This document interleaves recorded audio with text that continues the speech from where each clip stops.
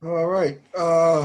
Good evening, brothers. Good evening, Worshipful Master, of course, Senior Warden, and the Connecting Junior Warden, and Worshipful brothers and past masters alike. Good evening, everybody.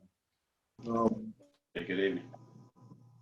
I put together uh, an Enlightenment lecture, and I'm trying to pull up the PowerPoint so I can share with you. And I promise I won't keep you long.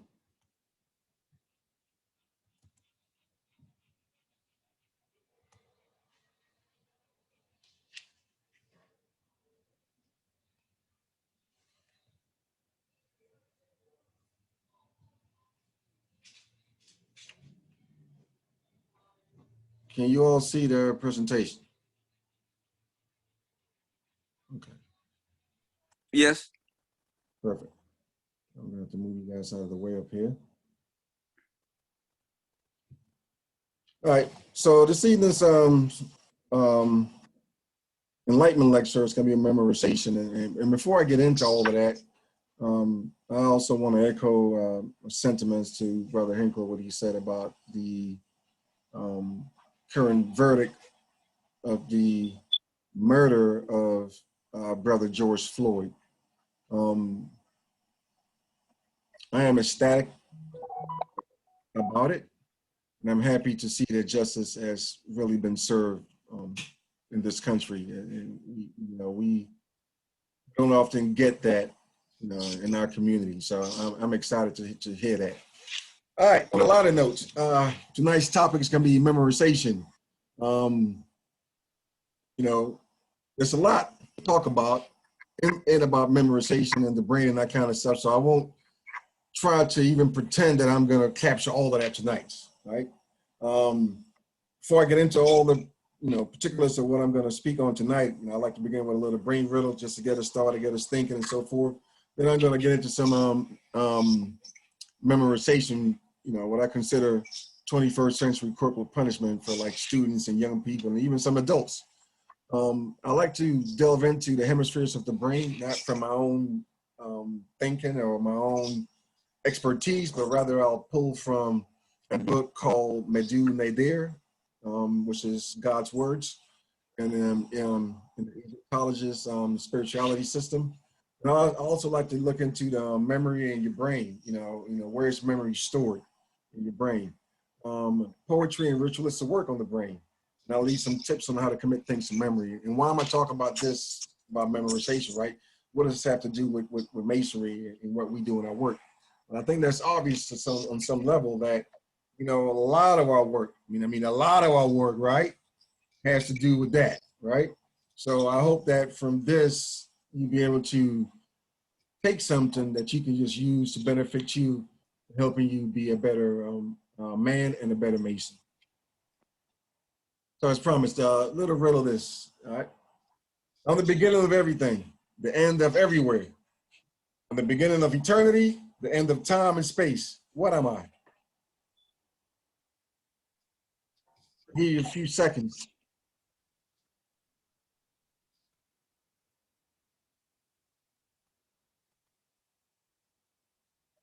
Air. Well, you say air, A-I-R? God. Okay. What's a good answer? That's the answer. Anybody else? Alpha. I am Alpha and Omega. All right, that's an excellent answer, but not the right answer either. Anybody else? And it's just a little. Your life. I'm sorry? Beginning of your life. That's an excellent answer as well, but not the answer. How about time? Not time, but also a good answer. All right. I have one more. All right. I am who I am. Good answer, but not the right answer. How about light? Also a good answer, but not the answer. No. The answer to this puzzle is, I am the beginning of everything. What's the beginning of the word everything? What's the first letter? Alpha. The word everything, what's the first letter of it? E. Oh, E. That's the beginning of everything. What's the end of everywhere? What letter is that? E. On the beginning of eternity, what letter is that? E. The end of time, what letter is that? E. E. Infinity. Grace is the letter E. The answer is the letter E. You get it? Oh, yeah. On the beginning of everything. Starts with an E, everything. Oh, Okay. Okay. All right. Everywhere starts with Okay. E. On the beginning of eternity and the end. That's what I said. So that's a rhetorical question, huh? Is it I really? hope you guys enjoyed it. And I put this in here as a segue to what I'm going to talk about. Just the thought process, the mental energy that goes into reading these words and trying to analyze it and try to figure out and try to make sense of it. It takes a lot of brain power to do that. I need to minimize you guys because I can't see. Okay, now I'm better. All right, the plot thickens. Now we got the riddle out the way. I'll read. 30 years after the war turned the world into a wasteland, a lone warrior named Eli marches across the ruined landscape, carrying hope for humanity's redemption. Only one other man understands the power of what Eli carries, and he is determined to take it for himself. Though Eli prefers peace, he will risk death to protect his precious cargo, for he must fulfill his destiny to help restore mankind. Where and what is this talking about? Bible. The Bible. No, Book of Eli. particularly a movie. Yeah. The Bible. Well, I'm looking for the name of the movie. The Book of Oh, Eli. the book The of Book of Eli. Eli. Who said the Book of Eli? Brother Blake. Brother Blake, you are absolutely right. The Book of Eli. Has anybody not seen the Book of Eli before? And I can't see you, yell out. So everybody's seen the Book of Eli, right? Mm-hmm. And we know what the valuable cargo was, right? Yeah. Anybody? What was Yep. that You cargo? forgot the H in thicken. Yes, I did. Now, how many brain cells did it take to figure that one out? But I thanks for catching that. I'll make the correction later, right? So the precious cargo was the Bible, remember? Right. And the Bible was written in Braille. So only a person who could read Braille could understand it. Even if the Bible was stolen, and when it was stolen in the movie, the person who stole it could not read it, right? Now, how did Eli get the Bible to be printed again? He memorized it. The whole entire Bible, you telling me? Yep. Yeah. And he regurgitated the whole Bible? Yep. Yeah. That's amazing. Brothers, I let you know that before, I think it was in 1450, the print press was created. And at that time, they printed like the first 50 Bibles and they distributed to the 50 heads of states. Prior to that, there wasn't nothing that we could just, mass produce things. And even prior to that, the way we communicated things like this was through verbal connection, right? Meaning that I will share, I will tell you this, I will say, be skilled in speech so you will succeed. The tongue of a man is a sword, and effective speech is stronger than all fighting. None can overcome the skillful. A wise man is a school for the nobles, and those who are aware of his knowledge do not attack him. No evil exists when he is near. Truth comes to him in its essential form, dressed in the sayings of the ancestors. And you would have to memorize that. There wasn't no writing it down. It was just from me to you, my tongue to your ears. So the fact that he could do that, volume, to the capacity of what the mind can capture and retain.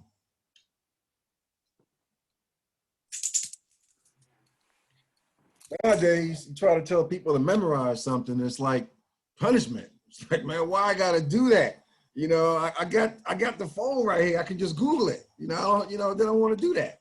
That's because we're living in a fast-paced world, technologically driven. Kids don't want to memorize anything. Even as adults, think about it, right? You're dealing with the frustrations, those stubborn, elusive phrases, repetitive and repetition, tantalizing tip of the tongue, stammering, stuttering.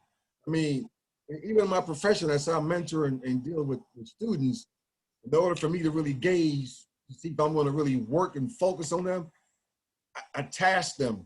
You know, I give them a task to memorize that phrase right there, that paragraph that I just rehearsed to you. Maybe skilled in speech. It's not very long. It's just a little small paragraph, and I give them a week.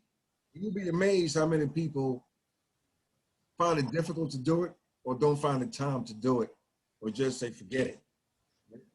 So memorizing things is challenging for a lot of people. I submit to you that if you understand how the brain works, then you will consider memorization a valuable tool in enhancing your own personal life.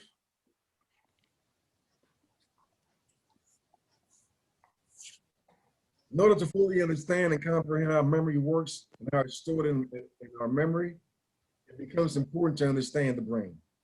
Right? So from the book of Medu Nadir, I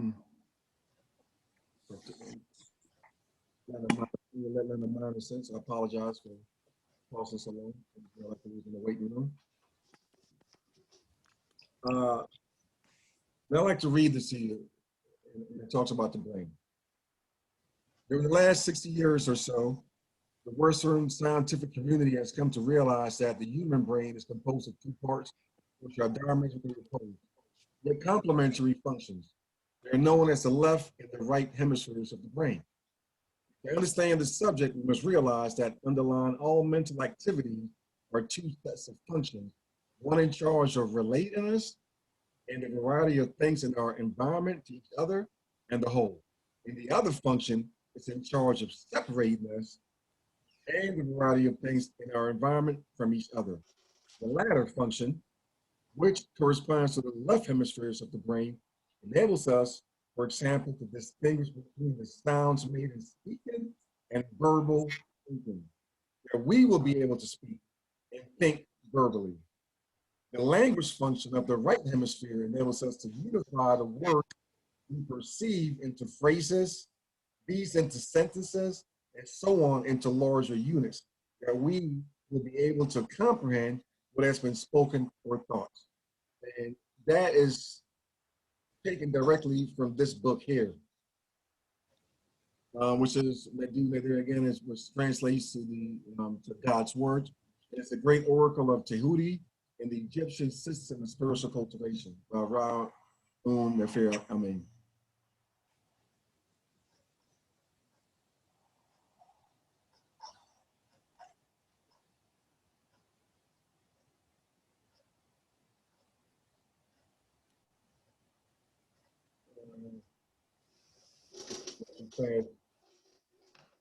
So these are different parts of the brain: the prefrontal cortex, the amygdala, the hippocampus, and the cerebellum. Where do you think your memory is stored? Anybody? Is it in the prefrontal cortex, the amygdala, the hippocampus, or the cerebellum? Nobody wants to take a stab at it? Cerebellum. Brother Hill, because you say cerebellum. Anybody else? Oh, you rather that? Yes. And that would be fine. I believe it is in, how do you call it? Hippocampus. Hippocampus, okay. So I heard cerebellum, the hippocampus. Anybody says that amygdala or the prefrontal cortex? Yeah, I think I think it depends on short-term, mid-term, long-term memory. So it depends. I think it's all of them. Very good, past Master Baker. Past Master Talk about memory. Okay. See what I'm talking about memory? See what I'm talking about memory? Yeah, I forgot to. My apologies. All right. So he's absolutely right. It's stored in all the different places. And I'd like to just kind of go through those different phases with you and share that with you real quick. Right. In the prefrontal memory space, right? It's responsible for semantic processing, which is the processing that occurs after we hear a word and encode its meaning. Semantic processing causes us to relate the word we just heard to other words with similar meaning. Semantic processing is the deepest level of processing, and it requires the listener to think about the meaning of the cue. Examples of semantics are a toy block could be called a block, a cube, a toy. A child could be called a child, a kid, a boy, a girl, a son, or a daughter, and so forth. Right? So it becomes important not just to hear the words, but understand the meaning of the word and what the sender is trying to communicate to you, right? In the amygdala, it's an almond-shaped structure in the brain's temporal lobe, attaches emotional significance to memories. The amygdala doesn't just modify the strength, the emotional content of memories, it also plays a key role in forming new memories, specifically related to fear. And this particular part of the brain, amygdala, it's often refers to as the fear memory. And that's where all your emotions of fear are stored in that memory, in that. So as we see, everything is not just stored in what someone says. It's in your brain, man. Get it out your brain. So if we really want to get technical and really understand these processes and how the brain, not the mind function, but how the brain works, we're understanding these different aspects of the different dimensions of them. I mentioned the prefrontal. Again, they're about remembering semantic tax. Portion of the long-term memory that includes things that are common knowledge names, like names of colors, fonts of letters, the capital of countries, basic acquired skills, basic knowledge acquired over time. And I'm reading from some notes that I wrote down as well. Again, the amygdala itself, again, it's a fear and fear memories. The hippocampus, right? Look at it in the brain's temporal lobe. It's where episodic memories are formed and indexed for later access. Episodic memories are autobiographical memories, specific events in our lives, like coffee we had with a friend last week. That's stored in the hippocampus. Hippocampus also stores what is called its recognition memory, as well as episodic memories. And there's cerebellum processes procedure memory. It's part of the long-term memory that past Master Taylor mentioned earlier. It's responsible for knowing how to do things, also known as motor skills. As the name implies, procedural memory stores information on how to perform certain procedures, such as walking, talking, riding a bike. And about the episodic memory, which is part of the hippocampus, it's a category of long-term memory that involves the recollection of specific events, situations, and experiences. Again, with the hippocampus, stores recognition memory that refers to the ability to identify as familiar stimulus with a situation that has been encountered previously. That's that stimulus. How your brain reacts to certain things. It could be a smell or something that makes you think about a certain memory. I've never been to like Saudi Arabia before till I got there, but before I've been there, I would read books about the desert in Saudi Arabia, and just the way the author described it. I felt like I was there, but when I finally got there, I felt like I was there before. It's that the words became alive to me, and I could breathe them in a sense, if that makes sense. And the brain doesn't recognize the difference that I read that in the book or that I was really there. It just knows that I was there, and this is how I reacted to it. Poetry and ritualistic works in the brain. And you wondering how does that go together? If you really think about the work that we do, brothers, poetic. If you really sit there and look at what is written in the first degree, right? Lecture, right? The second degree, the middle chamber, the third degree, the historical lecture. You know what I mean? These are like poetic. And reading those, you almost feel romanticized in a sense, right? Kind of like poetry, right? Studies have been done on poetry to determine how it affects the brain, and whether it's different than listening to music or watching film. One study, and I provided a link there, found that heart rate increased when individuals listen to poetry compared to other mediums, and it slowly built up goosebumps as they listen. This is exactly how I feel when I hear brothers doing ritualistic work. I feel a sense of high. It's like, especially the very first time I saw it done. That was my best friend and past master. He never talked about it like that. I had no idea. And to see him sit there and speak, which seemed like an eternity, like somebody, does he have a little headset in his ear? Somebody talking to him? I'm trying to figure out how is he doing this? But it's possible. He understands the work that's involved in it, the level of commitment that it takes to be like a brother Eli, if I may use those words loosely. Other studies have shown that the right brain benefits from reading poetry and allows the listener or reader to be more open to new perspectives. And it's even been shown that our brains are actually hardwired for poetry and can recognize poetic harmony without any training or experience. Right?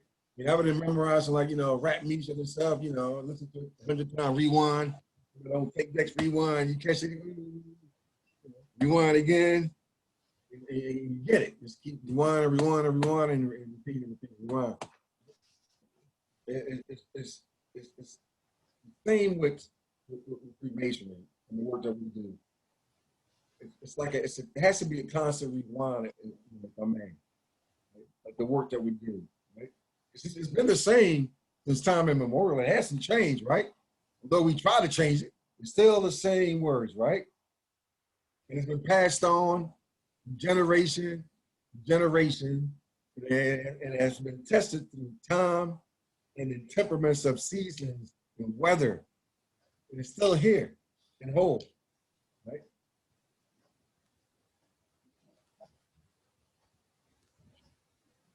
So poetry, like our ritualistic work, good for your brain. Right? It triggers an emotional response like music.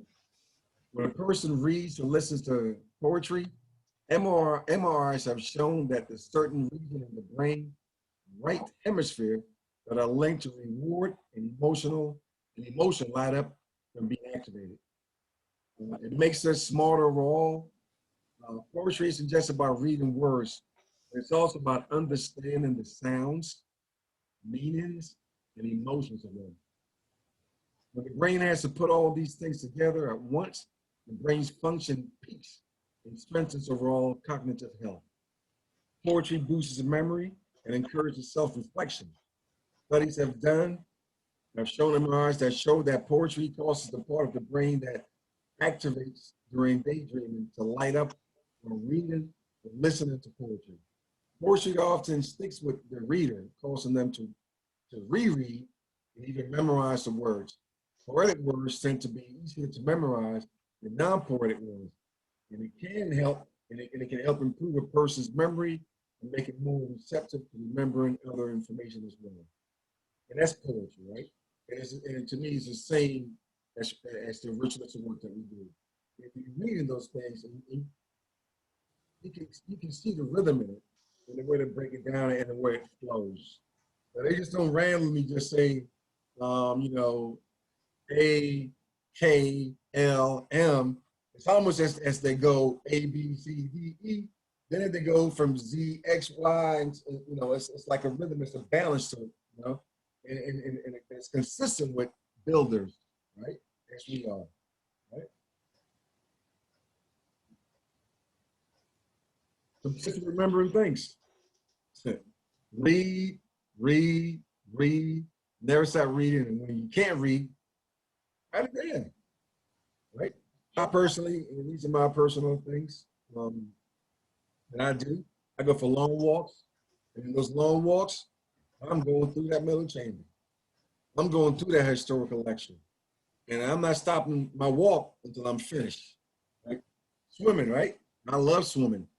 And that time, I would get a piece of paper, print out certain aspects of what I'm studying, right?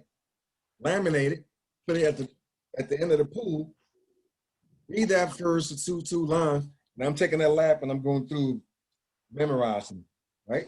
Physical connected to the mental, right? In that zone, memorizing. To get to the other end, got it. Go to the next line. And I keep doing that until I memorize. And that's my exercise for that day, right? You can also use what is called sub-vocalization, or what's referred to as silent speech, where you're reading, and as you're reading each word, you're tracing them, right?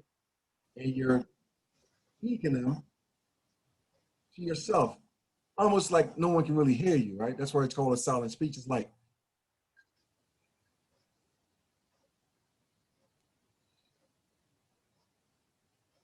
kind of thing, if you could hear me like that, right? And that's a great technique. Because it places your finger with the words and it makes that connection to it, right? And I think the most important piece of it is you gotta make time for that. It's gonna be difficult if you don't make time to go for a walk. It's gonna be difficult to accomplish. You can make time to read and write. It's gonna be difficult to accomplish. You can make time to exercise, right? It's gonna be difficult to do these things, right? If you don't make and take the time to put the work in. Final tip: uh, get some rest, get your sleep. Sleep may improve memory for auditory material. This is during McQuick, 2001, offered an explanation for this in his argument that REM, which is rapid eye movement, it's like when you really know you sleep, your eyelashes just, you don't see because you're asleep, but your eyelashes are just moving really fast. That's when you know that you're in that, you know, the different dimensions of depth of sleep.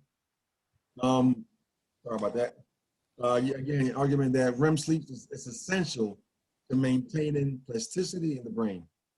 Plasticity allows newly formed neural connections to strengthen, which could facilitate processes like lexicalization and visual learning during sleep. Because sleep can influence other perceptual learning tasks, it follows that sleep could influence memory or auditory information.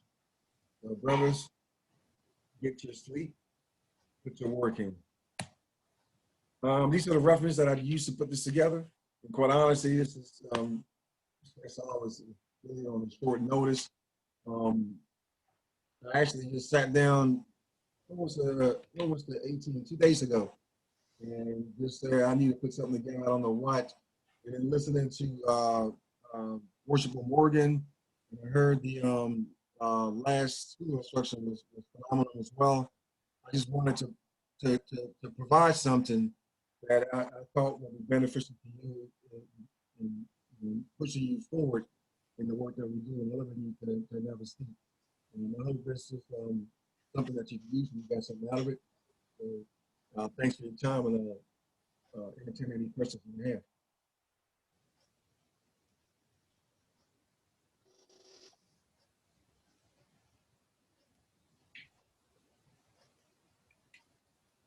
All right, so no questions. My time. Yeah, past master Rodriguez. I have a question and a comment. First of all, thank you for this enlightenment. I really appreciate it. I found it very invigorating. You kind of started off, you know, talking about the correlation between memory and ritualistic work. And then you drew the correlation between the ritualistic work and poetry. and you tie that into music. And when you talk about, you know, poetry and music, and, you know, those are the things that are kind of embedded in the very fiber of Blacks, you know, particularly when historically, you know, we weren't allowed to, you know, read or write, and we had to memorize, you know, these things. We memorized the Bible. We memorized songs. We learned how to code messages and things of that nature to enable us to communicate. And that was vital to our survival, particularly, you know, when you talked about, you know, trying to escape the atrocities of, of the condition that we were confronted with. And then you kind of went on with the lubricants of all of this was walking, the sub-vocalization and time. But I would argue that the needle in the thread is the relationship. It's the relationship that we have with something that gives us joy. And I think that, you know, when you're making these correlations, that's underliningly what I'm hearing. I'm hearing the relationship between something that gives us joy. But I would also add that, you know, this is a very part of who we are historically as a people. And this is a part of our birthright. This is, you know, how we communicated to each other and passed messages and, you know, moved from, you know, one train of thought to the other. And we passed on things. You know, I even think about the predecessor to rap, the spoken word, you know, because when Blacks in prison were unable to read or write, they came up with all of these sayings. You know, my uncle used to always, you know, the ones that the comedian used to say. One of them was shine and honky tonk bud, and, you know, all of these different what they called. I forget right now what they call them, but you know, those were things that we memorized, and these stanzas that was a part of that were long. You know, it wasn't just, you know, a couple of sentences or paragraphs. I mean, it was long. And Rudy Raymore, that's what I'm thinking about. And Rudy Raymore tapped into that. But this existed. He didn't create it. He just tapped into it. And what he did was he found that, you know, that this is the old Blacks that was passing on this knowledge. You know, this was like a forgotten art. And that was the same thing that the rappers kind of tapped into. They tapped into that old art. You know, rap is nothing new. And so, you know, this whole issue of memorization and ritualistic work is something that's, you know, intrinsic to who we are, you know, as a people. So I would just, you know, kind of add that to, you know, what you already profoundly, you know, kind of discussed and put it in a context that help us to understand what the relationship is between something that brings us joy. Thank you for giving me an opportunity to speak. And thank you very much for those comments. I found it interesting that you mentioned that this is part of us and it's embedded in us, because it goes deep to say that, as it relates to the brain, that and you mentioned, you know, here in this country, us as a people, I want to take it a step further and take it back to the motherland, right? So if we take it back to the motherland, and I'm not making this up, it's not my own stuff. I'm taking this from the book that I mentioned earlier, the Meduna There, Volume 1. And it's like 6 or 7 volumes. The books are very expensive. Like Volume 1 is like $70-something for the book. And then it gets higher as it goes. But they talk about the hemispheres of the brain. And in terms of the right hemisphere is where Blacks, our people, process has come from mainly. And the left will be for the whites in a sense. Right? And they describe it in this fashion, where the right side of the brain, the right hemisphere of the brain, is, as our people, and thinking is cyclical, meaning that the past, the present, and the future are not like the left side hemisphere of the brain, where it's lineal, meaning that the past is the past and exists on its own, the present is its own right now, and then the future is something that's come. It's all separate. It's lineal. One begins, one ends. One begins, one ends, and so forth. Right? As opposed to the way that we think as a people, right, from the very beginning, we're kind of cyclical thinking, where all three of those exist at the same time, at the same in the same person at the same time. And this thought process from the Egyptologist spiritual system lends itself to say that as a people, we think different, we look at things differently, right? It's all about peace, right? It's not about, it's all about love. It's about looking at things in a whole, where this, you are not you an individual, but rather you and every other human being are all connected automatically. Where from the left side thinking of the hemisphere is like, you know, you're you, and they can separate you from everybody else, and you're not important, and it puts you in categories and stuff. So the thinking of the mind from the Yoruba perspective, which is, what your master knows about, but I'm talking in terms of the country of Yoruba and Nigeria and other tribes are divided and so forth. They speak to this. So I found it interesting that you would say that, and you're absolutely right, because that is exactly how traditions were passed on before there was written text. And look at their history, you can see that, not even just here in this country, but before we came to this country. You're absolutely right. And thanks for making that point.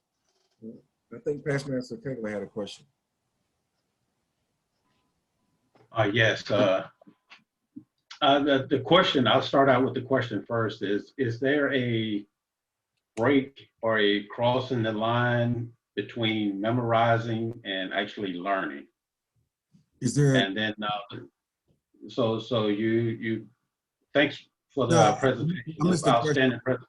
I missed the question. So the question was, is there a dividing line between memorizing something and actually learning it? Okay, that's the question. That's the question. So, and then I was just thinking, because you started out with the book of Eli, and you know my mind, I just go to all the different television shows like Driving Miss Daisy with Morgan Freeman. You know, he sit there reading the newspaper. He's like, I just look at the pictures. Right. You know, I can tell what's going on by the pictures. But he has been driving all his life. So, and I thought you was going to try and tie all that to like symbolism. You know, the stop signs and the different things that we use within our craft as for symbolism and memorizing what they mean and those different types of things. So, and then you went on to the middle chamber. So that's what brought me to the question of, when did you know that you've actually learned it, or are you just repeating words from memory? Right. So is there a divide? Excellent question, and I'm glad you mentioned that about Driving Miss Daisy, because you're right. Some people just learn by looking at pictures, and they can, you know, extrapolate everything they need to make their own analysis from just looking at a picture. Where some people you have to read it, and some people you got to read it to them for them to learn it, or whatever. As far as to me, if there's a delineation, a line between learning and just memorizing, of course it is, because I can memorize.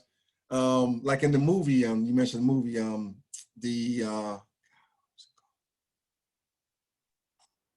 The Banker. Not sure if you guys saw that movie, The Banker. The Banker, yeah. It was a movie about this black guy, him and his partner, started out in LA, started a home improvement business. They would do a lot of home improvement businesses and that kind of stuff. So they partnered with this white guy who was buying real estate, and then they would do their home improvement business and they get a cut. But he realized, man, I can do this myself. I can go find my own properties, fix it up myself. Boom. So he did that. And he realized he had all this, house, and it said he was able to now open up the market to blacks to get housing, you know. So he was doing that, and he decided, you know what, if I'm the bank, I don't gotta deal with them. I can be the bank and give loans to my people and that kind of stuff. So his thing was learning all the stuff about the indexes and stocks and bonds and how banks, you know, structures set up, and you know, and that kind of stuff, by just listening to other bankers and other business people talk. So he can memorize it, but then to show that he learned it, he would have to go into the bank and then try to establish a communication with these people who are asking now these questions. You know, well, you said that your income is this much, but your expenses is this. What's the ratio based on your investments and so on? And if you don't know that, right, it'll show that you don't know it. So you can memorize all you want, right? And people do that even in Mason. We memorize, you know, these lectures, and we can regurgitate them, I mean, eloquently. But then when you ask a question about it that requires deep thought about it, right, you draw a blank oftentimes. So it's easy to memorize, and in one of the slides I mentioned that we have to really understand not just the words but the sounds of the word. What is the author's intentions of it and the meaning of it? Because each word has vibrations that go with it, right? And each vibration makes you feel in you know, a certain way, which makes you to memorize it easier. So there is definitely a big distinction between learning taking place and actually that's what I was looking for, is that word, that understanding. So when you gain an understanding of it, you've actually learned it rather than just memorized it. Yes. You know, and it was kind of like the little girl with the spelling bee. You know, she used to pat her leg to keep up, you know, with the spelling bee words and those kind of things, you know. Another movie. That's what I was looking for, was the understanding. Right. Right. Thank you. Thank you. If I can make a statement. Actually, understanding help better memorizing. And when you have to give it back, it's easier. And whenever you get stuck, you can still come back because you understand what you are saying. You have in your mind or in your brain the whole process. But if you memorize, you're just going to recite without knowing exactly what it's about. And when you get stuck sometime, you cannot go back to where you were. Even sometimes if you are helped, you can still not move in or move on because you don't understand what it's about. Excellent point, Worship Master. Thank you very much. Worship Hopkins has a question. Yes, thanks again. Just piggybacking on what Past Master Kegler, and what it brought to mind for me was Masonically was the when I first went through the first degree, and I'll never forget how after we went through the first degree and we got our books and we started to study, and Past Master Johnson of our School of Instruction brought us in, and we had about, it was 16 of us, and everybody in there had memorized the answers. Yeah. And so when we went through there and Past Master Johnson, you know, put us in sets of twos. He said, you do the questions, you do the answers. Everybody knew the answers, but nobody knew the questions. And so what it taught us was that memorization means nothing without understanding. And, you know, for me, there are two things that I think about when I think about the whole concept of understanding and learning something. And that was when I first saw Roots, and when Alex Haley went back to Africa trying to get the history, and he sat with the elder statesman who ran the whole history of the tribe for, I want to say, up to 100 years. And they had to sit there for days until he reached the point where it locked into Alex Haley's family. But that man's expertise was to know the whole history. Similar to my dad had the same kind of characteristics. Every time he went home during their reunions, they would all come to him. They would ask him about things that happened before he was born. And he knew those. So, you know, when we start talking about that, and the second thing is, and I always think of Teddy Powell, because he always says, man, we are telling a story. And if you understand and know the story, the memorization will come into play. And that's all I want to say about that.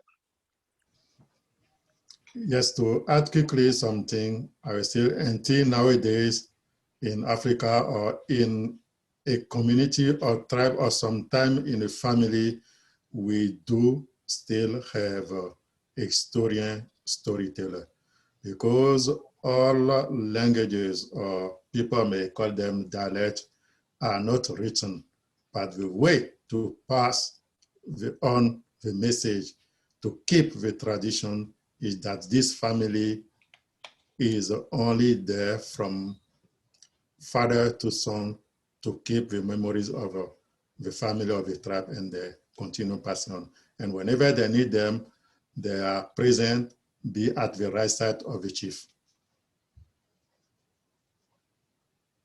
Thank you, Worshipful Master.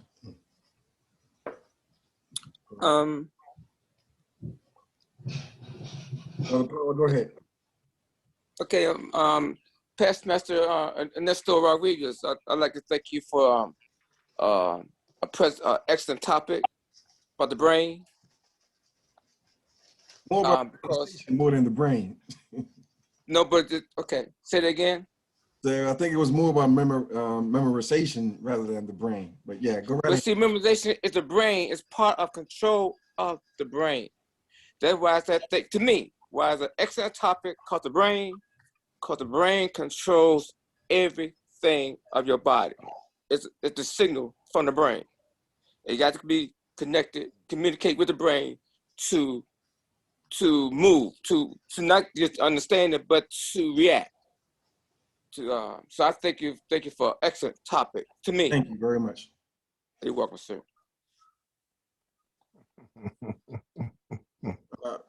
That might be the last question. Past Master Lucas, turn it back over to you, and I'd like to say thank you, brothers, for allowing me to. Sorry, Past Master Rodriguez. Just a quick question. Now, since we have a lot to memorize, when will be the best time or the most appropriate time to learn and memorize our ritual? You know, what I do, Worshipful Master, from the very beginning, let me stop recording for a second.